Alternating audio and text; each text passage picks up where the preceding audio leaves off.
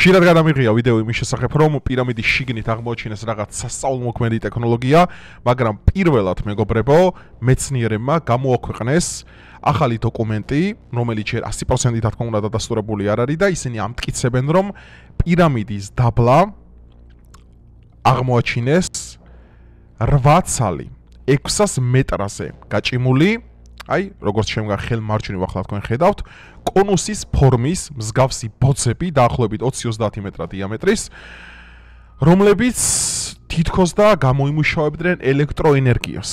რაც საერთოდ თავდაყირა აყენებს ჩვენ კლასიკურ და ტრადიციულ სამეცნიერო და ისტორიულ, ესე ვთქვათ, დოგმებს პირამიდასთან დაკავშირებით. მეგობრებო, მოგესალმებით. სულ ახლახანს ჩამოვედი იტალიიდან და ბევრი ვიდეო მაქვს ასატვირთი. ერთი უკვე ავტვირთე ვატიკანიდან და ფლორენციიდან და იქიდან ძალიან მაგარი ვიდეოები გელოდებათ, მაგრამ ეს ინფორმაცია შემხვდა თუ არა და ჩემმა გამომწერემაც ეგრევე ამიფეთქე შათი, რომ უცხო განიხილე, რადგან ამ თემებით ზოგადად დაინტერესებული ვარ და პრეისტორიული თემატიკა და მით უმეტეს ანუნაკების ცივილიზაცია ჩემი ერთ-ერთი ყველაზე მთავარი, ესე ვთქვათ, ინტერესის ობიექტია.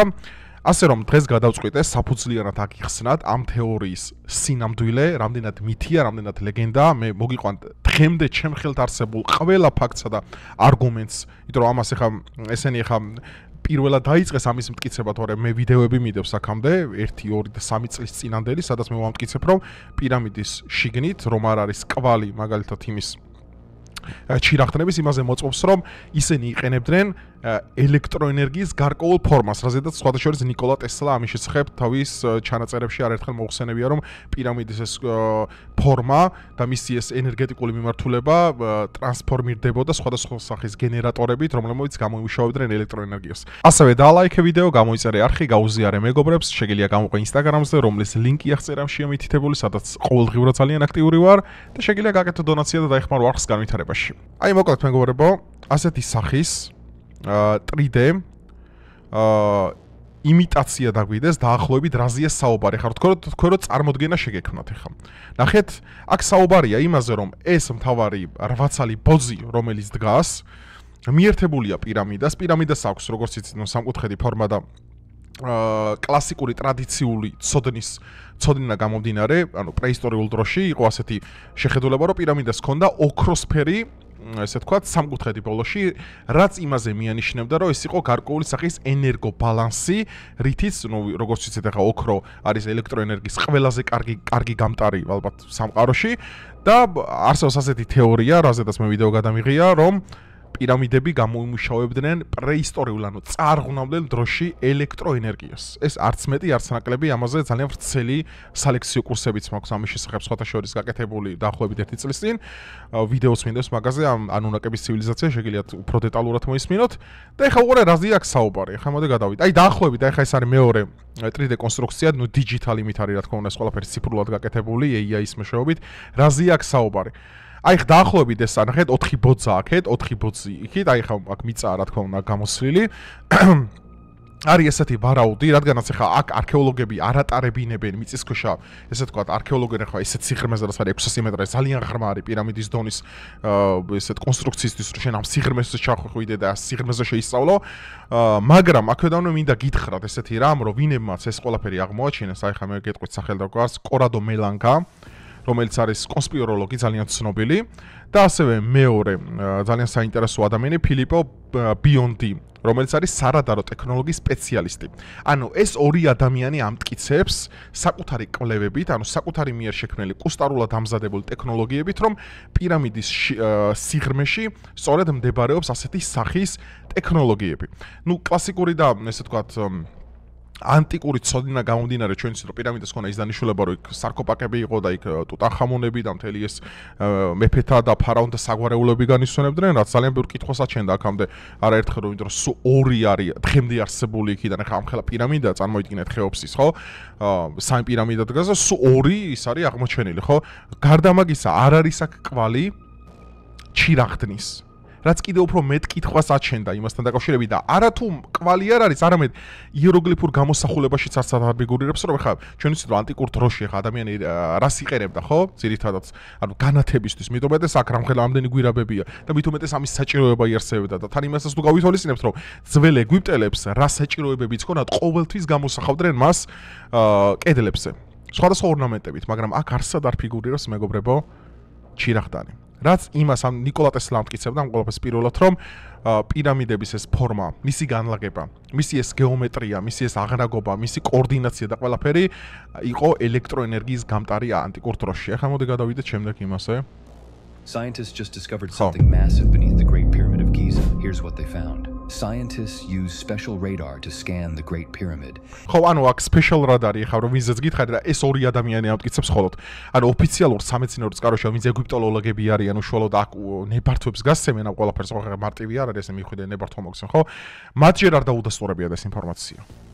და სხვათა შორის აქ მე ესეთი თეორია და ესეთი აზრი მაქვს, რომ ბევრი ცოდნა აქ ისეთი ამ ხეოფსის პირამიდაში, რომელიც თვითონ სამეცნიერო წრეებს არ უნდათ მეინსტრიმული გახადონ. და ყოველთვის მალავენ ბევრ რაღაცას. მათ შორის დალუქულია ბევრი რაღაცა, უბრალოდ არ გაქვს პრაქტიკული ცნობა და კონკრეტულ კომერციულ სამეცნიერო ჯგუფებს აქვთ ამასთან შეხება. ეხლა იქ რაზე მიდის კვლევები და რას ბეჭდავენ გაზეთებში, რას არა, ეს ღმერთმა უწყის. მაგრამ ფაქტია, რომ ბევრ ამას მალავენ და ამის შესახებ ახლოს სხვა ექსტრა მეცნიერულ ენთუზიასტებს აქ არ უშვებენ, ხო? აი დაახლოებით ესეთ რამეზეა მეგობრებო, ნახეთ საუბარი, აი კაც ესეთი რამე, აი ესეთი კონუსებური ფორმა, რომელიც ღრმა დაახლოებით 600 მეტრაა, ამაზე მინდა გითხრა და 20-30 ეს დიამეტრი უშუალოდ ამის ისა. გარშემოწერილობა. Inside they discovered 5 hidden rooms and a strange sloping roof. But the biggest surprise was underground. Deep below the pyramid, they found 8 giant columns. ხო, აი ნახე 8 giant columns, ანუ ის ბოძები, რომელსაც სპირალისებური ფორმა აქვს. ეხლა თქო რომ დააკვირდეთ, ეხლა სპირალი რა არის? ხო, ელექტროგამტარი. პირდაპირ ატარებს ელექტროენერგიას. და აქ საუბარია გიგანტურზე თან მეგობრებო, ანუ გიგანტური ზომის, ეს პატარა კი არა.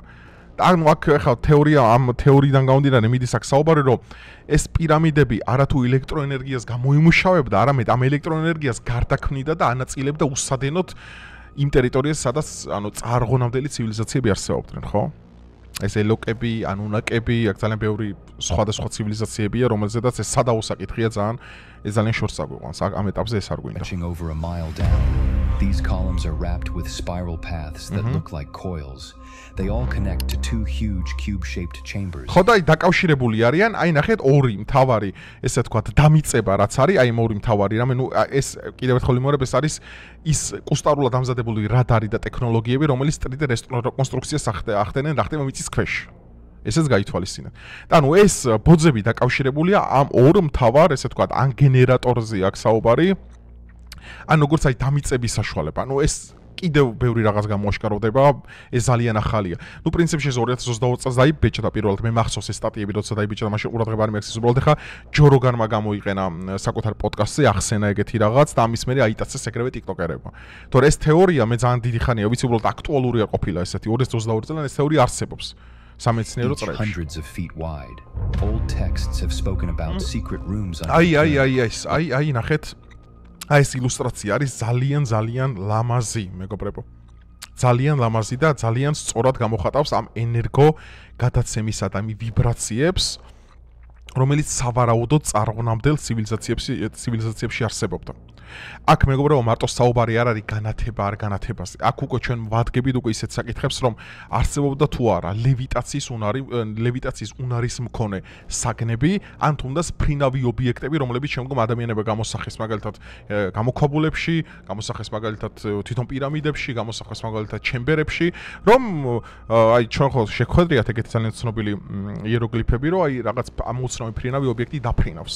ნუ ეხა ადამიანი რითია შეპყრობილი იმედით, რომ ეს არიან ელიენები, უცხოპლანეტელები, სხვა ცივილიზაციები მოვიდნენ აქ თითქოს და ეს გამოსახეს ადამიანმა დაინახეს, მე მაგ თეორიას არასდროს არ ვიჩეროდო.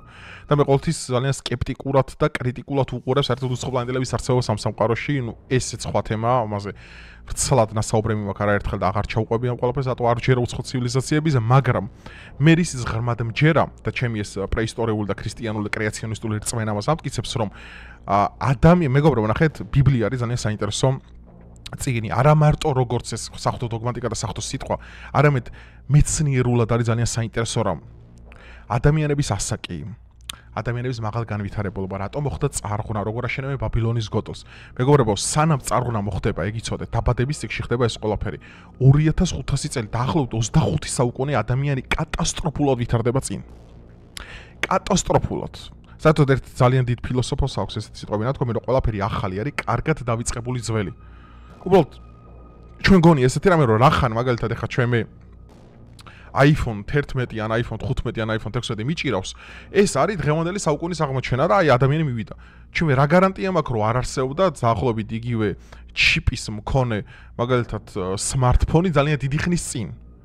აი რა გარანტია მაქვს ამის, ვინ მითხრა საიდან მოიტანეს, იმიტომ რომ ჩვენ თუ საუბრობთ იმაზე რომ ადამიანები 800-900 წელი არსებობდა ბიბლია ამას ჩვენ გვეუბნება, ძალიან ნათლად და იმას საკუთარი ახსნა აქვს ამ ყველაფერს და ამაზეც არაერთხელ მისაუბრია ჩემ ლექციებში. მან უნდა დავაკვირდეთ ერთ პროცესს.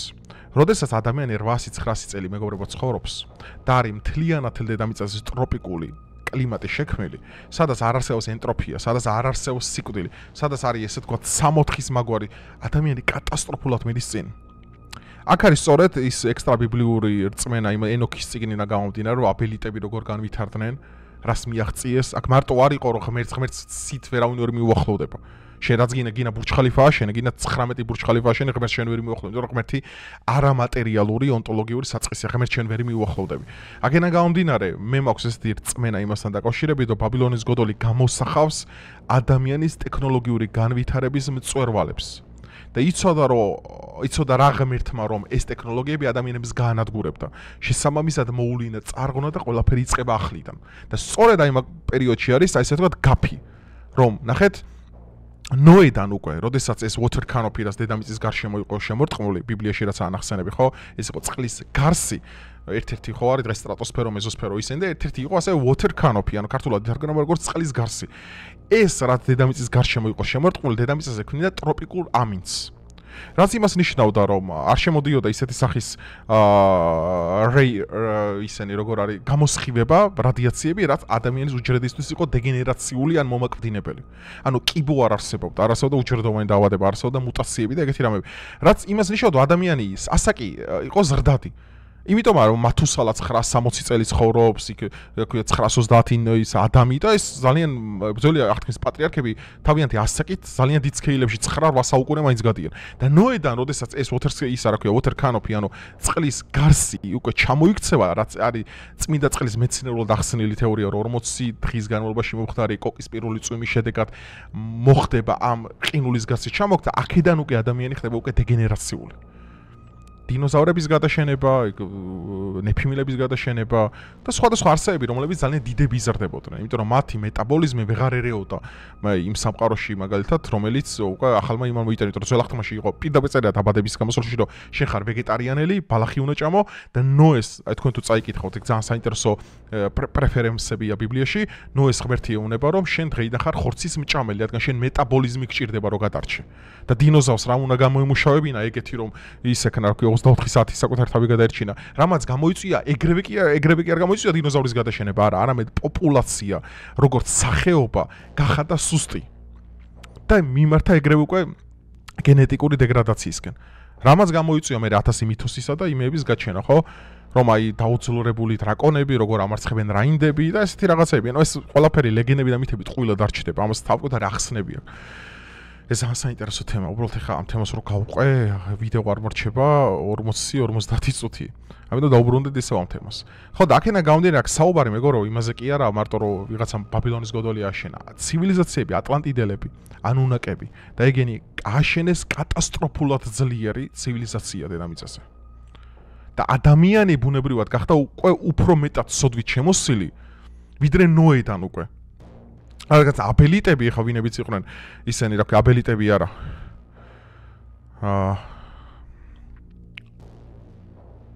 კაინიტები ბოდიშით კაინიტები რომლებიც იყვნენ პირველი მკვლელობა ვინც განახორციელეს კაცობრიობის ისტორიაში აი სწორედ კაინიტებმა შექმნეს აი ეს მძლავრი ცივილიზაციები რომელსაც ნოეს ხელით ანადგურებინებს ღმერთი, ნუ წარღვრას მოვლენს ეს ჩვენ ვიცით ბიბლიურად და სწორედ აი ეს ყველაფერი ინგრევა მეგობრებო, კარგავთ ამ ყველაფერს. ტექნოლოგიებს, განვითარებას, ლევიტაციის უნარს, მაგალითად ვიბრაციებს, ელექტროენერგიას. აი, სწორედ მე იმიტომ მაქვს ესეთი კაცრად ჩამოყალიბებული შეხედულება, რომ ეს ჩვენი პრეისტორიული ეპოქა კარგად გამოსახავს წარღონამდელი ცივილიზაციის მიღწევებს, რომ ეს აღმოჩენები ჩემთვის არაბუნებრივი ნამდვილად არ არის. რადგან ამის რწმენა და ამის ცოდნა, რაზედაც სხვა მეცნიერები აქამდე საუბრობდნენ, ჩემში ყოველთვის ახტაცებას იწვევდა და ძალიან საინტერესოა ჩემთვის ყოველთვის ასეთი სახის ინფორმაცია, რომელიც კიდევ უფრო ამჟღავნებსა და ამტკიცებს წარღონამდელი ცივილიზაციების ექსკლუზიურ მიღწევებს კაცობრიობის ისტორიაში. ხო, ამენტის ერთ-ერთი ცივილიზაცია, ამენტი ისეთივე თეორია არის, როგორც ანუნაკები. ეს ჯერ კიდევ შუმერებამდე ძალიან დიდი ხნით ადრე ხდება. ეს კიდევ აი კაინიტებისა და აბელიტების პერიოდში ხდება ეს ყველაფერი. ნახეთ, რამხელა იმაზე ხა ბურჯ ხალიფა რამხელა შეხედეთ. და რამხელა ჩემბერიმებზეა, ქოლუმებზეა აქ საუბარი. ძალიან ღრმა არის და ძალიან საინტერესოა და უნდა მიცეს ეგვიპტეს სიძველის მუზეუმმა და არქეოლოგიურმა იმან უფლება რომ ეს ყველაფერი კარგად გამოიკვლიო, მაგრამ მე მგონია რომ არ აწყობთ, იმიტომ რომ ძალიან ბევრი რაღაც თავდაყირა ხდება და ამისთვის კაცობრიობა ალბათ სად არ არის. Some experts think the pyramid was more than just a tomb. Nikola Tesla believed. ხო, ნიკოლა ტესლა იყო ვინმე სამტკიცებდა, კი, რომ ეს იყო ენერგიის გამომუშავების წყარო, giant power, აი როგორც აი ჰიდროელექტროსადგური მაგალითად, თბოელექტროსადგური, ატომურელექტროსადგური დაახლოებით იგივე. ანუ მარტო შუქის ანთებაზე აქ არა მეგობრებო საუბარი და სინათლე. აქ არის საუბარი რომ ისინი ტენიდა გარკვეული სახის ფრინავ ობიექტებს, მოძრავ ობიექტებს, რომლებიც ლევიტირებდნენ და გადაადგილდებოდნენ. ამას არაერთი იეროგლიფები გამოსახავენ, ხო? ეს ჩემგან ხო არ გესმით პირველად ხო გინახიათ, რა ძველ მაგალითად იმებს, რა ქვია, ჩემბერებზე, მაშინ რა ქვია ეგვიპტეში, სადაც გამოსახულია ფრინავი ობიექტები. ეს უსხოპლანეტელები არ არიან. ეს ადამიანები იყვნენ იმ სიმაღლეზე განვითარებულები, რომელიც ღმერთმა დააქცია. Power plant or even a weapon. This discovery could change everything. Ხანუ ეს გამოგონება ალბათ შეცვლითო და თავდაპირველად აყერებს თელ ისტორიასო რა. We may finally uncover the true purpose of the great რაღაცები გახდება Share ცნობილი. this with your ნუ აი ესეთ რამებზე, ნუ აქამდე ეს ხშირად შეხვედრია და ესეთ რამები და ეხლა მე და ერთ საინტერესო თამაში შევეხო ზოგადად მოდი განახებთ უცებ რა ეს თემა არ მინდა დავსკიფო, მინდა ხაზი გაუსვა რაღაცას. ნახეთ, თქვენ ხო გინახიათ მეგობრებო, კატები, რომლებიც ძველი ეგვიპტური რწმენიდან გამომდინარე მკვდართა სამეფოში აცილებდნენ მიცვალებული სულს. და ის ხა ცნობილი ხო, მაგალითად სფინქსი ხო, ნახევრად ადამიანი, ნახევრად კატა. ფილმის ხო გაქვთ მუმია ნახე, კატას რო დაანახებენ და გიჟივით რო გარბის რო იმალებ. მეგობრებო, საერთოდ კატა ძალიან მიყვარს, ძალიან საყვარელი არსებაა ჩემთვის. და თქვენ ოჯახებშიც, მოდი ხა ცოტა უფრო გლეხურად ვისაუბროთ, რომ ყველა ადამიანმა კარგად გაიგოს. ოჯახებშიც გექნებოდათ მოსმენილი არაერთხელ ამ თქვენ სანაცნობო წრეებში, რომ კატები ხედავენ სულებს. ეს ჩემგან პირველად ამას ნამდვილად ვერ გაიგებთ, იმიტომ რომ აქამდეც იქნებოდა ეგეთი აზრი, ან ოჯახში, ან სამეზობლოში, ან ეზოსადმე გაიგებდით. მეგობრებო, კატებს ჰქონდათ ძალიან მნიშვნელოვანი დატვირთვა ძველ ეგვიპტეში. ყველა სახის იკონოგრაფია, ყველა სახის ფერწერა, ყველა სადაც არის ყველგან გამოსახულია კატა. მაგრამ ნახეთ, როდესაც ამ სტატუსს ანიჭებდა ძველი ეგვიპტელი, ნუ ვინც იყო ეს, ამენატი იყო, ანუნაკი იყო თუ ვინც არ უნდა ყოფილიყო, ყოველთვის ანიჭებდა ამ ცხოველს განსაკუთრებულ მნიშვნელობას. გარდა ამისა, ბიბლიაში კატა მოხსენიებული არ არის. საერთოდ. არანაირი ეხა იტყვით ეგრე მაშინ ის რატო არ არის მოხსენიებულიო კაცო, ჟირაფი ან რამე, მაგრამ აქ ჟირაფობაზე საუბარი არ არის, აქ არის შინაური ცხოველის მნიშვნელობაზე. შინაური და გარეული ცხოველია განსხვავდება საკუთარი სახეობითაც და საკუთარი მრავალფეროვნებითაც. კატას აქვს ისეთი სახის მხედველობა, რომელიც იჭერს ადამიანის ტალღებს, ენერგეტიკას და არსებობს ეს თეორია, რომ ის ხედავს ადამიანის სულსაც. აი ყოფილა ესეთი მომენტების შემთხვევა, მაგეთ გაგონილი გექნებათ, რომ აი გარდაცვლთან არ უშვებენ არასდროს კატას, რომ თვალი არის საქნას, ყოველთვის არიდებენ ესეთ რამეებს, არის მომენტები, ხა მე პირადად ოჯახში გამომივლია, როდესაც მებია ჩემი გარდაიცვალა, რომ კატა წინა დღეს იყო ძალიან ცუდად. ეს ჩემი თვალით მაქვს ეს ყველაფერი, არავის არ მოუყოლია ეს პირადად ჩემი თვალით, რამდენად განიცდიდა 24 საათის შემდგომ რაც მოხდებოდა. ეს ჩემი თვალით მაქვს, ეს არავის არ მოუყოლია, ამის პირდაპირ მოწმე თვითონ მე ვარ. ეხლა უყურეთ, რა საინტერესო კვანძი იკვრება. თუ ესენი ფლობდნენ ელექტროენერგიის გადაცემის საშუალებებს და ასევე ჩვენ ვიცით ძველ აღთქმაში, რომ სულს არ მოიხსენიებენ არასდროს, ადამიანის არსად არა მოხსენებული, ესე მკაფიოდ, იმიტომ რომ ადამიანი მკვდარია, ყველა ჯოჯოხეთში მიდის, ეს იცით ხო ბიბლიიდან სანამ ქრისტე მოვა. და კატებს აღამატებდნენ ესე მაღალ ეგვიპტელები. რატომ? ეს ძალიან საინტერესო კითხვაა. იმიტომ ხომ არა რომ სწორედ ამ არსებებს ისინი იყენებდნენ ადამიანის სულისა და ენერგეტიკის სამართავად. ეს არის ძალიან მაგარი რაღაცა. რადგან შენ რო სფინქსს გამოსახავ და სფინქსს აღამატებ და შენ ეგვიპტის პირამიდის წინ აყენებ, მას აქვს ძალიან დიდი მნიშვნელობა. არა თუ მაგალითად ადგილობრივი ლოგისტიკისთვის, არამედ თვითონ ცივილიზაციისთვის. აი, მე სწორედ აქ საინტერესო კვეთებს ხედავ, აი, ჩირაღდნები არ იყო ელექტროენერგია, ის კონუსებური პირამიდის ფორმები, ზემოდან ისე რა ქვია, ოქრო, ეს დადასტურებულია, რომ ოქროთი იყო შემოსილი პირამიდის წვერი, რომელიც ელექტროენერგიას ატარებს, კატები, რომლებიც სულებს ხედავენ და მკვდართან საინფოში აცილებენ. ანუ ეს როგორ შეიძლება იყოს დამთხოვა? როგორ შეიძლება იყოს დამთხოვა, რომ პირამიდის კოორდინატები ემთხოვა სინათლის სიჩქარეს? ამაზე ვიდეომა გადაღებული, ვინც ერთგული და ძველი მაყურებლები ხართ, გესწოდინებათ. ანუ ნახეთ, რა საინტერესო კვანძი შეიძლება გაიხსნას მალე ჩვენ თუ გამოვავლენთ კიდე სხვადასხვა პრესიჟენებს. და ჩვენ თუ ამ იმაში აღმოჩინეთ ძალიან ბევრი საინტერესო რამ, შეიძლება კაცობრიობის ისტორიაში ყველაზე დიდ აღმოჩენასთან გავიდეთ. და სრულიად თავდაყირა დააყენოს კლასიკური შეხედულებები რაღაც ხაპრებზე, რომ პირამიდები თითქოს ვიღაცა იმებს ფარაონებს უშენებდნენ და აი მაგ ხაპრების ვიჩერა, ეხლა ამ ხელა პირამიდეს ვიღაც ფარაონს უშენებდნენ და თვითონაც ამ ხელა პირამიდაში მხოლოდ 2-ია აღმოჩენილი. და ყველაზე ცნობილები ვინებიც იყვნენ, ყოველთვის მეფეთა სამარხში იყვნენ დამარხულები, რომელიც პირამიდისგან მოშორებითაა. რატომ? თებეში რატომ იყავდათ? რატომ? ჰამუნაპტრაში რატომ იყავდათ? რატომ? და რომ ამას სხვა დანიშნულება ქონა საერთოდ. აი ჩვენ თუ ეს კვლევები გაგრძელდა და მე ღმერთმა ქნას ეს გაგრძელდეს, ძალიან დიდი აღმოჩენა შეიძლება გავაკეთოთ. ამ ეტაპისთვის სხვა ინფორმაცია, რაც არ უნდა ვიღაცა გამოვიდეს და თქვენ დაგიდოთ, არ არსებობს, მეგობრებო. არანაირი ინფორმაცია მასთან დაკავშირებით, რომ ეხა ის მოხდა, არაფერი არ არსებობს. აქედან გამომდინარე, დამელოდეთ თუ რაიმე სიახლე იქნება, მე გპირდებით ყოველთვის პოლიტიკიდან, ფილოსოფიიდან, სოციოლოგიიდან ყოველთვის გადმოვალ ამ ჩემ პრეისტორიულ ცივილიზაციებში, რადგან ეს არის ჩემთვის ერთ-ერთი საინტერესო თემა. თქვენი შეხედულებები გამიზიარეთ ახლა დაბლა კომენტარებში, რამე ხომ არ გამომრჩა, რამე ხო ისე ვერ თქვი, ან რამე ისეთი მნიშვნელოვანი პრინციპი ხო არ არის. იყავით ადეკვატურები, ეცით ერთმანეთის აზრს პატივი და სასიხარულო იქნება ჩვენთვისაც თუ ამ იმას რა ქვია, საიდუმლოებას ფარდა საღვთით და გავიგებთ ჩვენ ჭეშმარიტ ნამდვილ ისტორიას წარსულის შესახებ. დროებით.